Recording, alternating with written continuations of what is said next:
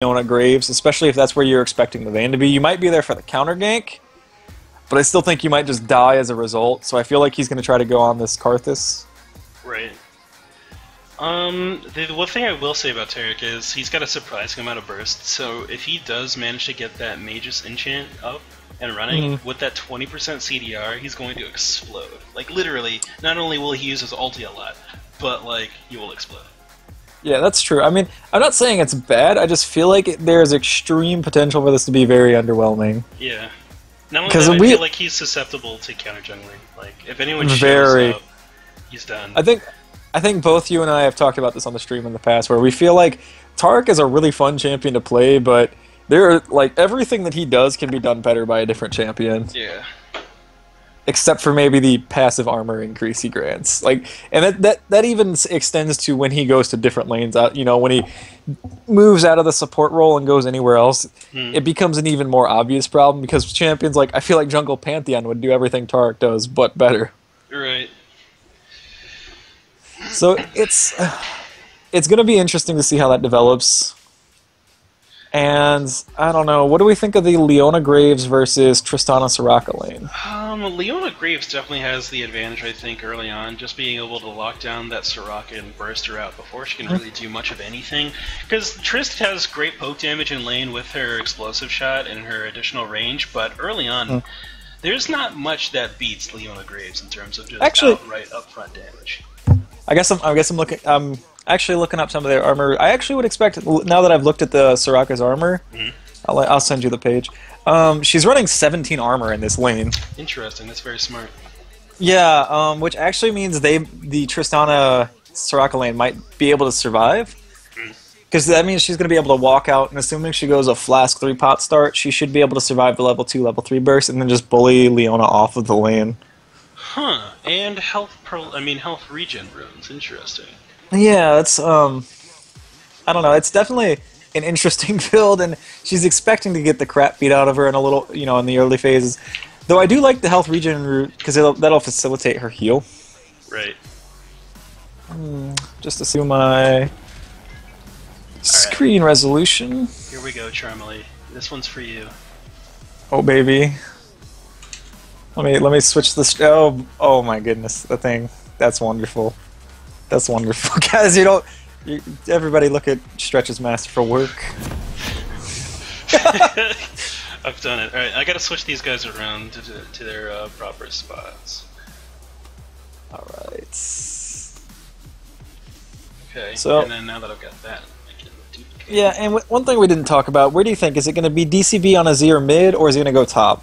I think DCB should go Azir mid. He can match the wave pushing power of Karthus, and Pantheon's not going to be able to do much against the long range of Karthus there. Are we sold on the idea? Both of these picks are from both teams. The solo laners are pretty flexible. You could say that Zed would be a better pick mid lane just because he's gonna be allowed to roam to either lane, whereas Karthus has that pure global ult. He doesn't actually have to roam, so him being top isn't as detrimental. That's very true, but I don't know. I don't think there's any reason to swap them around there. Karthus, I mean, Zed can do just fine against Pantheon, and having Karthus mid isn't that bad at all. Just like that's true. Him being in the safe lane is probably more advantageous to the team than putting Zed who can roam better in the mid lane. Yeah, that's true. I mean, definitely if I was playing this Karthus, I'd be looking for that Azir matchup. I think Pantheon can take advantage of Karthus too easily in the long lane. So that's probably what we're going to be seeing here. And we do see, what do we see coming out of this? Ignites. And we do see the double exhaust coming on to purple team. Which, again, I'm a huge fan of, especially against a hyper carry like Tristana. And Azir, even though he's a ranged champion, he has the ability to dash in, so if you can get a quick exhaust on him, you dramatically reduce the damage your team is going to take.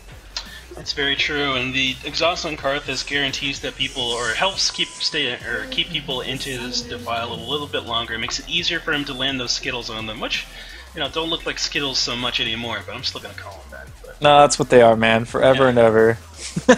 Pretty much. So, looks like game's up and rolling once again. Pause is done. Let me turn down my music just a tad. Okay, that'll do. Let's see. And That's disappointing. what? The Soraka start coin ward potion. I was really hoping to see a flask come out so she could survive the all-ins coming out of Leona Graves. I have no time. I just feel like if Soraka with a flask is probably the dumbest thing in the world at the moment in the bot lane matchup. She can't be moved at all. she's just gonna sit bot lane drinking the whole time. Yeah, I am here. It is so unfair, guys. If you want to play a really, really brain dead support that basically can't lose the lane, just do Soraka plus Flask. Holy moly! All right. Much true here. So both teams here starting out with very safe routes. No one's going for invades, and in fact, not a single early ward has been dropped onto the map that is still around. They used them very, very early, and they've already been already gone. Yep. Yeah, it does look like it's going to be that Karthus. I would imagine with that Cloth 5 is going to be Karthus top lane. Which is, as we talked about, it's a dangerous pickup, or it's a dangerous decision, though they are trying to give Zed as much global pressure as possible with his potential roam routes. Yep, that's very true, but if this Terra can make it up there, I mean, I don't know how his jungle clear is, we're gonna find out for sure. If he can make it up there, it's gonna be easy money from him and Pantheon. Good move on blue side here. Bottom lane is gonna go and take this Krug camp. They're taking a long time, and the small one actually resets, so it might not even be worth it because it takes so long. Yeah, I mean, they're definitely losing out here. They lost 2 creeps, but 2 creeps is worth the real concern I have is they're losing out on the push right here. Let's take a look. Tristana is she's gonna be able, if they go now, right now, yeah, they're about 1 creep ahead by doing that. So it wasn't completely bad. It was just slower than you would expect. Yeah. Oh my goodness. Let's see. And we do see in the top lane that poor Karthus is getting kind of pushed around as we expected. A little bit bullied, but he does have that Cloth 5-pot start, so any damage that he takes here, he's going to be able to heal up nice and easy. Pantheon does have that Flask, but it also means that most of the spears that he throws aren't going to do that much damage at all. Yeah, do we expect Vayne? Vayne started blue side. It looks like she's going to come for this Pantheon kill. And she's at quite high health there. I'm quite surprised that she made it out that high, but having that range does mean that she can juggle the aggro back and forth and keep resetting those creeps so that she doesn't really take any auto attacks from those melee ones. Pantheon in the top lane gets ganked by Charmely. Red buff slow does land. The Q from Tim the Toolman Taylor does not quite hit on him, and that's going to cause him to walk out and actually get away with his life there, but he is going to probably have to back. Yeah, just a little bit of an unfortunate exhaust timing out of Karthus there. He was level 3, but he had not leveled his Wall of Pain. I guess there was a bit of a as Leona goes in on a crazy Carl W there. Yeah. And Buckshot misses. Trying to make that play, but Crazy Carl with the fast fingers onto the rocket jump. Make sure he gets out safe. For sure, but yeah, in that top lane we just saw kind of a missed opportunity for a gank because Tim Allen did not level properly. If he had had 1 point in that slow wall, I'm pretty sure that was a kill on the Pantheon. Not only would it have provided that additional CC, but it would have lowered his armor and magic resist as well. Yep. As we see the return gank coming up from Charmely, and that's going to not only save Karthus' life, but also produce that kill there. So Charm doing a great job of pressuring this top lane. Yeah, for sure, man. He recognized that he got as much as he could out of the Pantheon earlier, and then just went straight back when Pantheon got greedy to freeze the lane again. Yeah, that is for sure. So the rest of the map looking fairly even. Tarek coming down the river, he looks like he wants to try to make something happen in this bottom lane. I do not believe that red side has any wards there. Let me actually move my camera here. Yeah, no wards in this brush. Frown power comes out. He's looking for the gank here. Stun onto Noob Tao, but he's gonna not get snared by the Soraka there. Lance Tao actually does get stunned, but they're not quite all on the same page. They needed the bottom lane to step forward a little bit more before that stun went down. It was just, by trying not to telegraph that gank, they actually weren't forward enough to capitalize on the turret gank, and that it's a close game to play there, but you have to be just far enough forward without telegraphing a gank like that. DCB forcing the flash out of Ninebreaker in the mid lane with the Sand Soldiers. He did a little bit of a Q dash on the Soldier after summoning it between auto attacks, and it looks like the damage under turret will be enough. those soldiers do have a reduced duration under there, but it was just enough to get 2 auto attacks down, and that got him his money. Yeah, this is... I don't know anything about the Azir Zed matchup, but I can't imagine it's gonna be very good for Zed after that kill. Yep, definitely not. Got these still reversed even after figuring out that Karthus is in fact going top lane.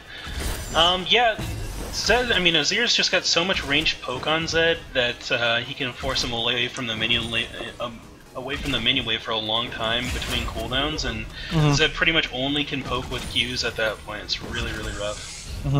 No, we do see Charmley trying to sneak up and get this gank. I think, yeah, there are no wards on the spot side, but I wouldn't expect, despite Tristana's natural push power, I would not expect them to be pushing forward anytime soon. Yeah, what I would do is have Graves shove the wave into the turret, and then so it can reset. Once the wave comes back out to where they have to step away from the turret to farm it, and then you come out. Yeah, and so long as so long as Crazy Carl's pretty... Oh, as we see Frown Power coming in for a bit of a gank up here. Good lane positioning. Wall goes down, and that's going to cause him to be seen. Frown Power gets the stunman on Tim Allen, but Ninebreaker goes in on Barrakan. Good stun to reduce the damage from the ulti on Zed, but the Ignite's going to tick for a bit there, and I believe that Tim Allen does have his ultimate up. I don't know if he's got enough mana to launch it. He should hit that button, but I don't think he's going to make it in time. Yeah. Yeah. I think he was pretty... Yeah, I think he was pretty low.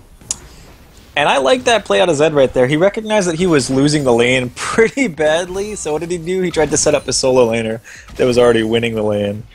Yeah, good map rotation. At this point, I'd say that you probably want to swap Karthus to the mid lane. He's got the constant range he can farm with and stay safe, whereas Zed's just got to get way too close to either that, or either get close and get farm, or miss a lot of farm just by not being able to take damage. Yeah, and I believe, I mean, it would definitely work out because Karthus would have a better time farming against this Azir, so it's not a bad option. Let's just see if blue team. Oh my goodness, I don't know what Zed's doing here, man. Yeah, mid lane Ninebreaker going deep on Dark Crimson Blade. Gets out after the last auto attack from the Sand Soldier does not land. And he's going to have to recall. I'd say just go back to the base, buddy, because you've got no potions there, and you're going to have to try to lifesteal off some minions. That's just not going to work out for you. Well, there's no way. Like, Azir is way too mobile, yep. Oh, there it goes. Just too greedy, dude. Just too greedy. Neither bot lane has gone back to shop either. They both have to be pretty close to the BF spike, as we see. Yeah, both characters have at least 1,800 gold in their pockets. I'm a little surprised both are being so greedy here. I mean, I can understand on blue side, considering they're both almost full HP, but, you know, Lance Tao and Nuke Tao, they're both, you know, below 80%, so... Yeah, if anything, well, like, blue side could get a little bit aggressive. Yeah, like, if anything, what they're doing, what red side's doing by staying like this is they're allowing Tristana to free farm, which you do not want to do. They can't grow their advantage over Tristana by staying at such low health. So they really need to prioritize a shop as soon as possible.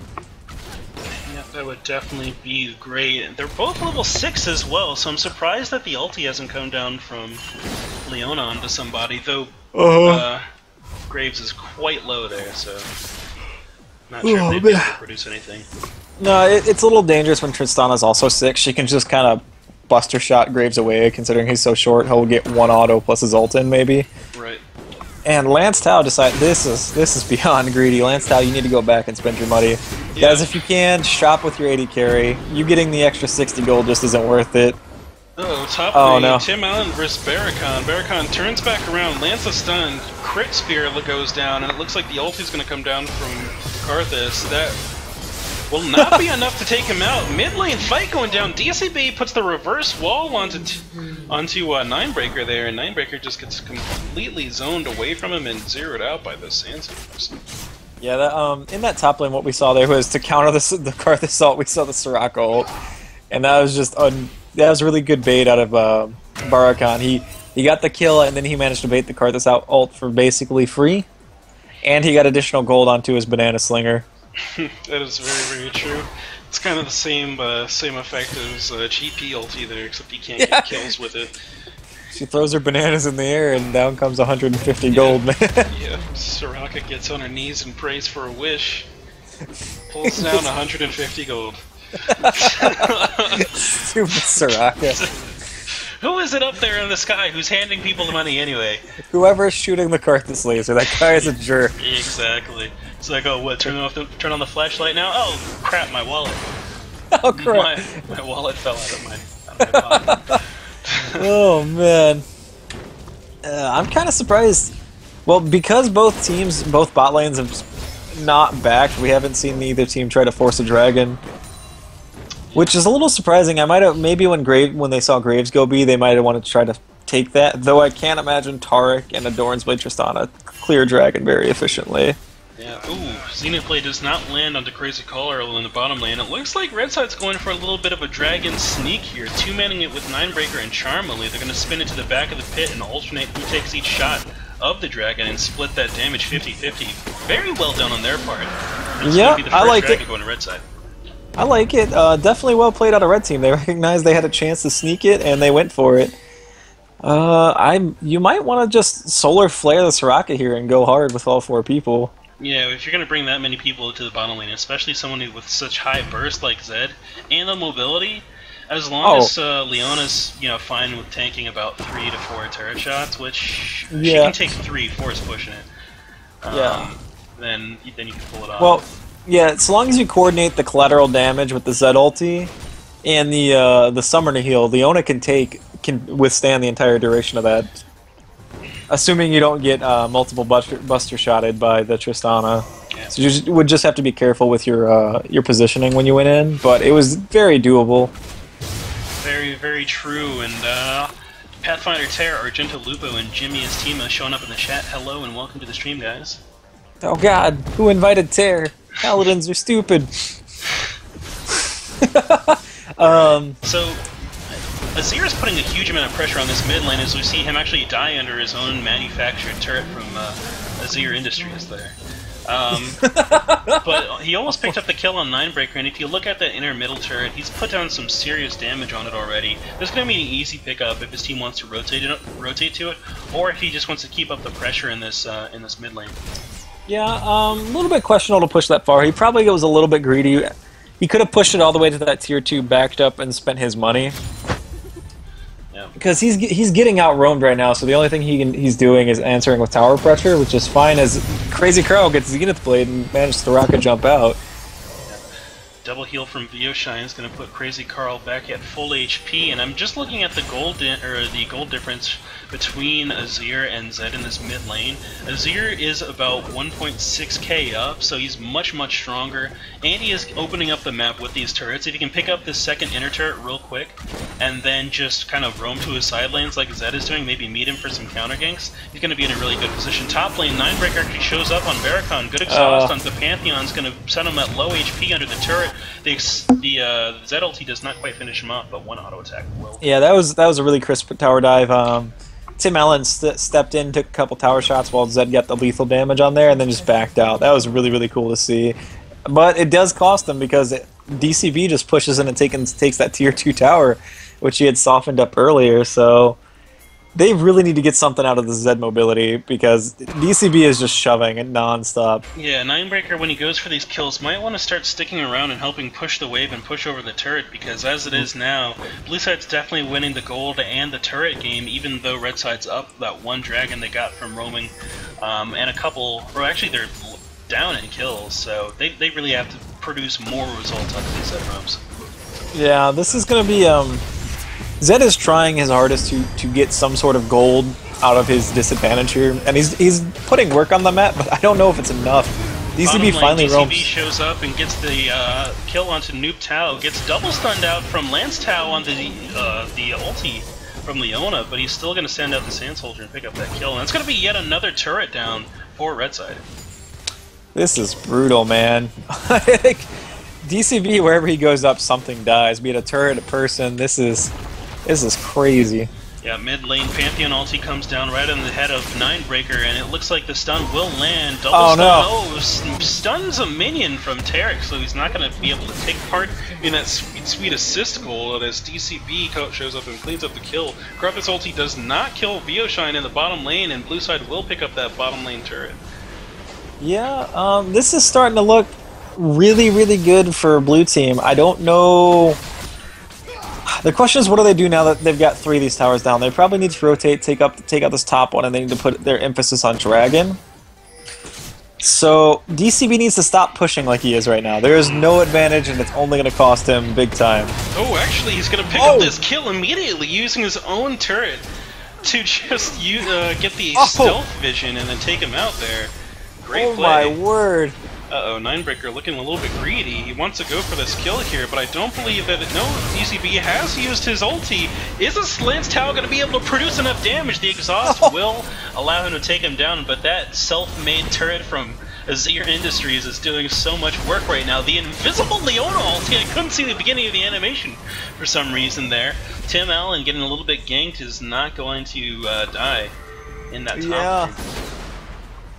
Oh my word, this Azir does damage, man. This... It's so scary. It looks like he wants to go for a Nashor's Tooth next, since he's got that dagger up, and that's going to just make his damage explode. It's going to be ridiculous.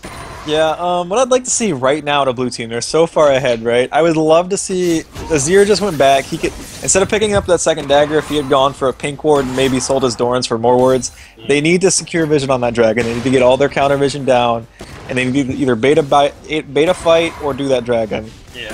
Azir sitting on about 3.5k gold. Oh no. Or, yeah, Tim Allen. Above Zed, top lane, Tim Allen getting ganked by 3 members of the blue side there. Vericon, Bioshine, and Crazy Carl will take him out, possibly push over this turret. DCB in the mid lane, 1v1 against Ninebreaker again. Since the Sand Soldier's out, gets one of the slows down, but he's not going to be able to close the gap there. Lance Tao shows up in the river, gets dazzled on by Tarek, but Charmerly is there killing the crab. They actually zone them off of the crab there as the top turret falls. It looks like both teams want to set up for this dragon, but neither of them are quite grouped. It's going to be a mad dash to this dragon to get in position. I like what blue team's doing here. They keep Pantheon on the top, recognizing they have a semi-global ult, so they're going to try to bait Karthus there. And then use their 4-man force to allow Pantheon to run there while Karthus is wasting his time up top. Yeah, blue team meets red down here in front of the dragon. It looks like DCB goes 2v1 against Noob Tao and Lance Tao, but he's going to have to back up as the Karthus ulti comes down. Charmerly is in a 3v1 situation now. Actually gets taken out by Crazy Carl. Good heals coming out of Bioshine, keeps everyone healthy, and that's going to mean that they've got the opportunity to take out this dragon because they've got a huge amount of damage. But no, Ninebreaker shows up and he wants to just ruin the party. A good soldier spawn takes out Noob Tao. Good Zenith Blade over the wall from Lance Tao, stuns out DCB, Zed ulti on top of him is going to take everybody low, but it's Tim the Toolman Taylor who's still up on this Karthus. He dies in the middle of the enemy team, and that's going to take Crazy Carl extremely low. Ninebreaker needs to produce a shadow and a Q there to keep him, or to take him out, but it looks like his eyes are set towards Bioshine. No, he actually teleports in and gets the damage down onto Crazy Carl, but Bioshine manages to stop his own death. That was a bit of a chaotic fight right there. Blue team with a really good double kill to start that fight off, but I feel like if DCB hadn't tried to flank the backline, if he had just walked in with his team and used his wall aggressively to zone, he wouldn't have been chunked as low as he did, which meant as soon as Karthus showed up, Karthus wouldn't have murdered him. Mm-hmm. So DCB, despite being huge, you do not need to go for these crafty flanks, man. Just join your team, use your wall aggressively as a zone tool, and you can take neutral objectives like Dragon for free. Yeah, pretty much. Like, if he just had walled off the jungle there, and like trapped people behind it, they could have taken it in the almost in the time that it takes for that wall to go down.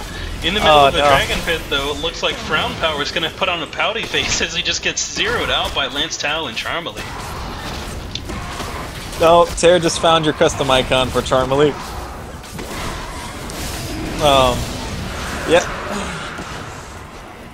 This is something that blue team needs to be very careful of. If they lose 1 or 2 more dragons, they're going to be in deep trouble, man. Sure, they're ahead in gold by quite a bit, by about 4K, but 3 or 4 dragons equalizes that very, very quickly. Very, And very true.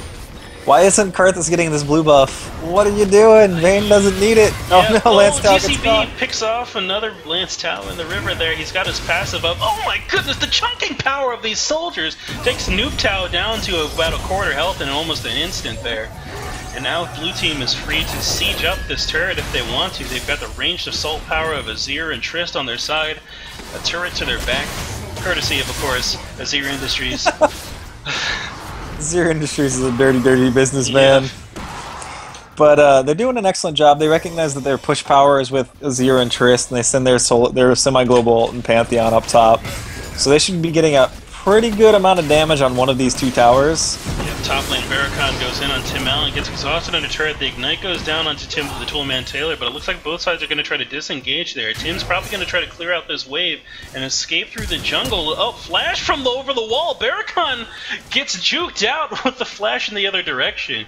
Good prediction on Tim the Toolman Taylor's part to make sure he could get out with his life. For sure, man. And blue team just rotates to the top tower. Yep. Charmely, I don't know if you want this, man. Ooh, yeah, it's a very risky play on his part to go in on that. He does manage to save that inner turret, though, considering that no one could tank those shots and still live through Charmerly's damage. Mid lane, it looks like a little bit of a fight's going to go down. Lance Tao is on the heels of DCB. The exhaust goes down, which reduces the amount of the damage of the soldiers quite a bit. Good stun means the soldiers can't attack. Since Azir was CC'd there, and now Red Side's going to hard push up this lane towards this middle turret. I might even go for Baron here right now. Like, I think Azir is the only person you're worried about in a team fight at the moment. Tristana's not fed enough to be that much of a force. I would go straight for this Baron and just kill whoever runs at you. Got a good amount of damage there. Red Side tries to force this turret down, having somebody take the damage there. It looks like the damage is on Tim right now, and they do get it. So that's going to even up the turret totals for both sides, 4-4 across the board. Yeah, blue team not completely in control of this game as they just kind of keep losing these they make these really weird aggressive calls where one person will overextend and just kind of get caught and die, which gives blue team or red team the opportunity to take a tower or take a dragon, and those nickels and dimes are starting to add up, man. Like, Vayne is a hyper-scaling ADC. She has so much gold coming out of the jungle. Graves has a ton at burst. Karthus is a monster when he gets to 6 items. Blue team needs to be careful. They really, really need to be careful. Yeah, they don't want this game to go too late. At the same time, Azir can almost crush an entire team by himself if he positions his wall and himself behind the wall properly. Yeah. The amount of damage these soldiers do is kind of retarded, especially with this power spike he's got right now. Yeah, well, and that's why it's so important that DCB doesn't need to be doing these flanking plays. He can zone Karthus from the rest of his team. Karthus can't do much damage if he can't lay waste and defile in the middle of a team fight. Right. If he just dedicates his wall to just keeping Karthus away, and then killing the 2 ADCs, or keeping the 2 ADCs away and focusing on Karthus, he's doing his job. He doesn't need to try to assassinate people. Yeah, that is very, very true. But it looks like both teams are going to collapse down near this bottom lane as blue side pushes up towards that inner turret. They are not grouped. They need to get this Azir, get this Taric along with them, because the sustain and sieging potential of this blue side comp is actually immense. Mid lane DCB goes in on Tim the Toolman Taylor. Tim manages to walk away from that one, and that's going to be flashed down for DCB. The soldiers come back in! And they finish him off, though. The amount of chunking they just did is huge. But now DCB is in trouble. Good wall separates Noob Tao and Nine Breaker, and that means the Soraka heal will prevent him from burning to the ground. Frown Power is just laying down the hatred on the back of Lance Tao there, and that means that it is going to keep DCB alive in the... Yep. Oh my goodness. DCB some excellent decision making at the end of that fight right there. He cut at an angle so that the max range collateral damage just barely missed him. Good movements coming out of DCB this game, despite being a little bit greedy every now and then. But sometimes greed works. Sometimes greed is good. That is very true. Looks like a lot of people collapsing up on this top side of the map here, and it looks like DCB is going to play this fight very carefully since his ulti and his flash are down, but the amount of chunking that comes out of Pantheon and Azir there is too much for Graves to handle. Yeah, this is This is exactly what I want to see out of blue team. Even though the Azir wall is down, they've grouped as 5. They managed to pick somebody off. They could, if they stay grouped, they can just siege down any tower. You can use that Azir wall to zone an entire approach to the tower, and then just rely on your soldier damage on the other side to melt whoever comes through the opposite side. Oh my goodness, there it is. 1 Q from Azir and 3 soldier auto attacks on Tim Allen, and he's got to go back to the base. So this Azir, if Tim Allen is 2 other people, if they're clumped up, Azir will just destroy the health bars.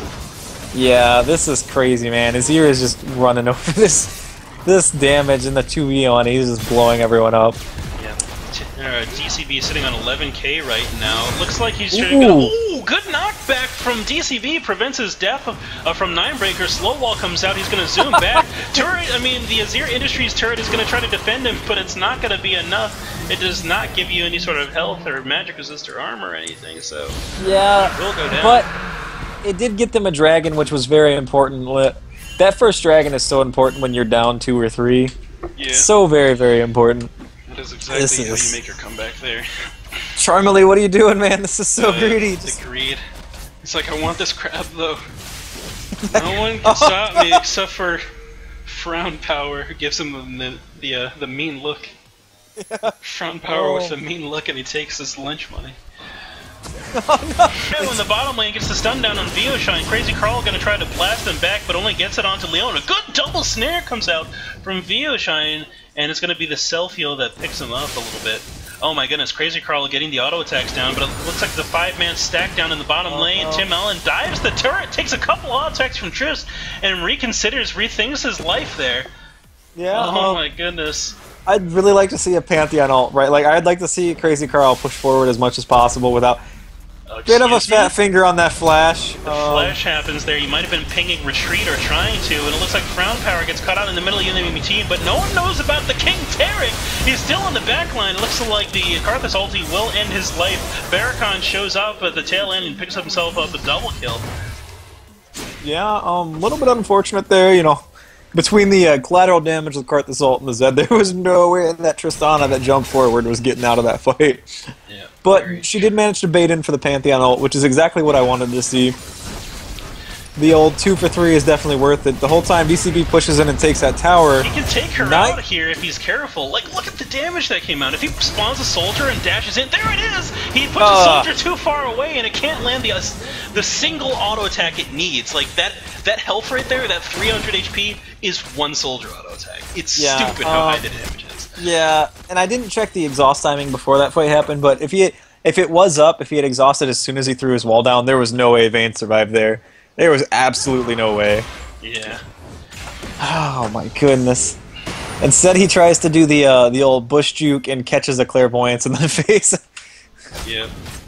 He's got the blue trinket there to brush check things. Yeah, good pickup on any ADC, by the way, guys. If you're playing the ADC position, that blue trinket is a much better way to check bushes than with your face. Definitely or even a ward. Mid lane, a little bit of a spat went down between Crazy Carl, Barracon, Lance Tau, and Nuke Tau. Yep. Looks like they just kind of disengaged off that, and now everyone's grouping towards mid while Tim the Toolman Taylor does some home improvement on that bottom lane turret. He says, this is a good time, a good place for me to put a new office.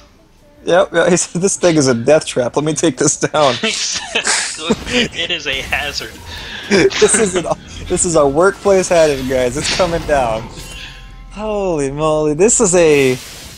We see the Rylai's coming out of Karthus. I don't really think that's what his team needed, to be honest. Yep. I'm looking at that item and I just go, that should be a tier or that should be a death cap or something. Like, his team needs more damage. There's no way Karthus can fill that tank role, right? True. I think it should be the completion of his, like, first half of his Zonias. That's what it should be, honestly. Yeah, like, he's not going to be the tank for his... Oh my goodness, as Tim Allen gets caught out. Yeah, Crazy Carl jumps right in there. It takes us a significant amount of damage from Tim Allen. Tim Allen's trying to slide away, but no. Crazy Carl is having none of that. A Zenith Blade misses from over the wall. Lens Tao walks in and puts the face stone on Frown Power there. Looks like the AoE Soraka kill goes down, and it looks like it's going to be Zed going to be the first one to take the get the death dealt to him. Charmely just doing a great job of kiting out in front of Frown Power there. He puts the disengage down on Crazy Carl, but it looks like he's going to jump back in, and now Charmely's probably going to escape with the speed boost from this Ghost Blade. In the mid lane, it looks like Azir's just forcing up. He wants to get these minions in position to take out this inhibitor. Charmely tumbles his... He makes a... was there a banana peel there? Because he did not get the angle he needed for the wall stun he was intending on getting. I don't even think... I think he triggered the animation for that wall stun, and it never went off because of the static shiv crit right there. That was... It was a little bit greedy of Charmely to try to go for that, but no one expects to die from 25%, to be honest. Yeah, it's like, I think if I can survive 2 auto attacks, so I need to make something happen in 1 auto attack to make this work. DCB does not get the stun down in time on Tim Allen, but still cleans up the kill.